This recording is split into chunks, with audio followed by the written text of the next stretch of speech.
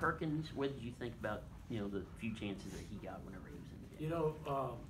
I thought in the second half he did really well. First half is like I don't want to say nervous, but it's really his first time playing, Division I football. So second half he made a couple good runs. Had some 6 and 7 yard gains. He was close on another one, just got tripped up. If he doesn't get tripped up, I think it's an explosive play. Do you think the offensive line played better in the second half? Yeah, I do, and I think there's a lot of combinations of us still figuring out a few things as far as who's playing, the right combination, the right five. Still trying to figure out the running back situation and tight end. Yeah, but they did. They played better second half. I thought they did some really good things also in the first half.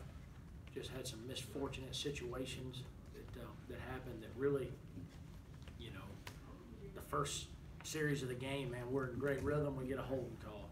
Right? We overcome it. The very next play, Travinsky goes out, stops all momentum. That very next play, Jack's got to come out, stops all momentum. So, I was proud of the first drive getting points, and then I was proud, the second half we came out and got points, or got 2 touchdowns on both drives. And then third possession was a little disappointing, although we got points out of it. It was when we had good field position, we had to settle for a field goal. Right before the half was really good situational football, able to go down and get 3 points right there. So there were some good things. There was a lot of positive. There's a lot of things I think we got to get better at, got to clean up. Things we got to clean up are penalties, things that we can control, and obviously protecting the football. So if we do those things, I think we'll be going in the right direction. You have 4 different guys carrying the rock, running backs. Is that going to be kind of the game plan for Mississippi State? Or are you guys going to be mixing it up with different running backs, or is you guys going to kind of lean towards one guy? Eventually we'd like to narrow it down where it's a couple guys. Right now we're just still evaluating everything. We've got some personnel packages that were, with Mosley, once he went out of the game, with DeMichael Harris not playing right now, Quez Watkins not playing right now, that, hopefully we'll be able to get to at some point.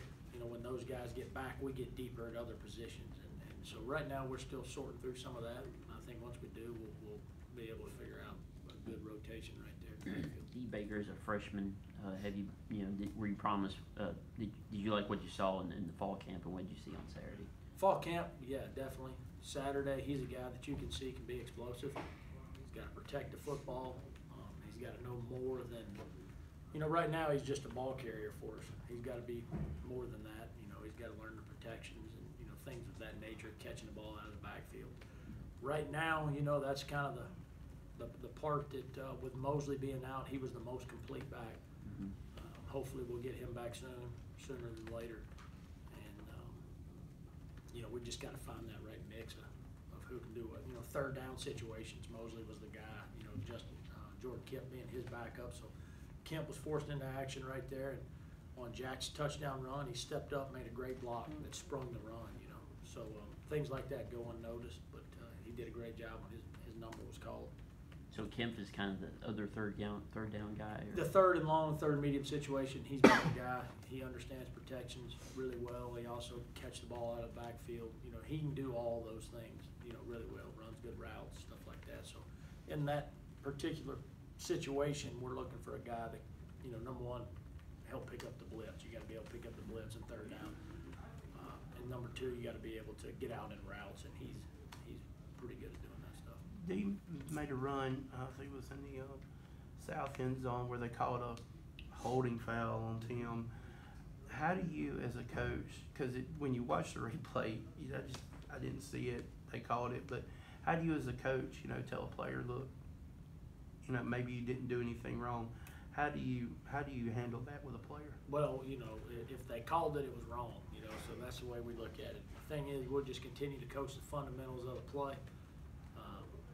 One thing that, Tim Jones is one of my favorite players I've maybe ever been around. He's a guy that comes to work every single day, doesn't say a word, he's tough, smart, and, he's going to make a lot of plays for us.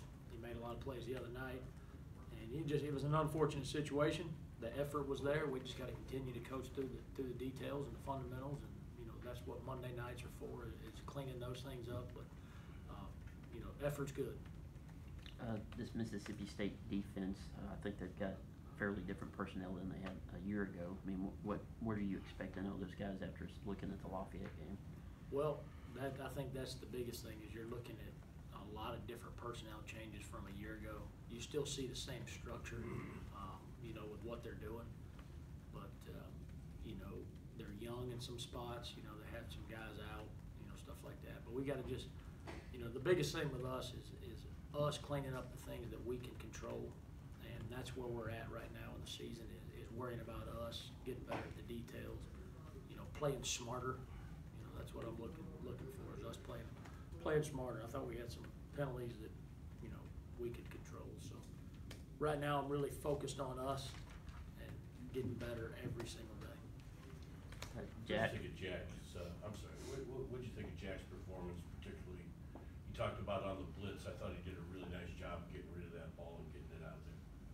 I thought Jack did some really good things. You know, he was really good in 3rd and long situations. We were in way too many, and we ended up, you know, 7 of 13 on 3rd down, and a lot of that was him getting us in the right protections and making the right reads. And then something that, you know, maybe you hadn't seen from him in the past is there on the 3rd down and 9 down there on the goal line. Number one, he checked the protection, which is really good.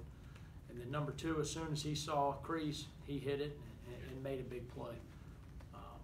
And, you know, that's the sign of a leader and sign of a guy that I think is getting better and better and more confident.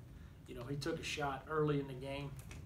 His face was all cut up, and every time he got hit, it would just open up and bleed. And you could just look into his eyes, and it didn't bother him. And, you know, that was something that's important for me, to be able to see that. And I like what I saw from him.